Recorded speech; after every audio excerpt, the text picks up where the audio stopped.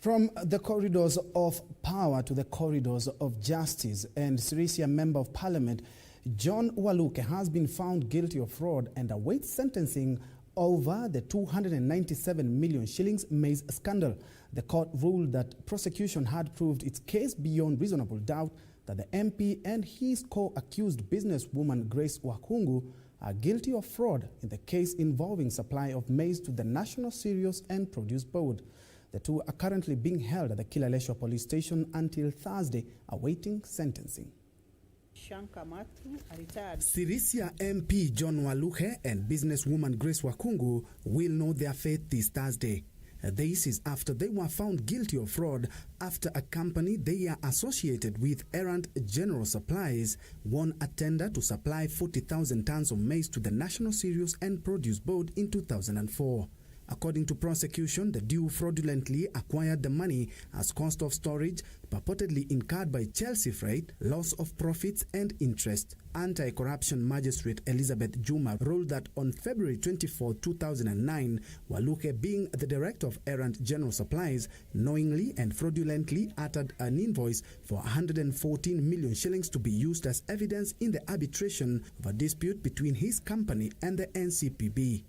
PW2 told this Honorable Court that Mrs. Grace Wakungu, that is the first accused, signed the contract on behalf of the third accused, and that the second accused did not sign the contract. That's Exhibit 2. He was, however, acquitted of 2 counts of uttering a false document. Elsewhere, it was a sigh of relief for former Karachuonyo legislator James Rege after the court in Homa Bay on Monday recanted its decision of issuing a warrant for his arrest. Rege is accused of stealing public funds during his tenure as Member of Parliament. The court had issued the arrest warrant last Friday after Rege failed to appear in court to face draft charges. He is accused of defrauding the National Government Constituency Development Fund of over 900,000 shillings through a supply agreement for provision of telemedicine equipment to Kendu Adventist Hospital in Karachuonyo constituency. He is also accused of abuse of office. And police in Nakuru are on the spot over the careless manner they have been ferrying suspects to court, exposing members of the judiciary and public to COVID-19.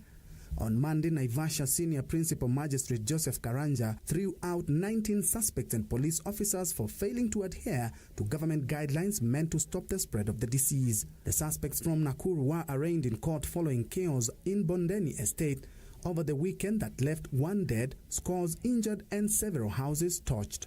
The suspects were ferried to Naivasha as a security measure as police sought more time to investigate the case. Finally, Kikuyu artist Muigai wa Njoroge has been summoned to appear before the National Cohesion and Integration Commission on Friday. This follows the release last week of his now controversial Kikuyu song, Enomegunda, which translates to These Lands. The NCIC has expressed concerns over the lyrics. Njoroge's lawyer clarified the artist has not been arrested and will honor the summon. Kama law-abiding citizen, ameniruhusu kuambia watu wote ya kwamba yeye atatii hiyo barua na ataenda huko kwa commission offices hiyo Friday.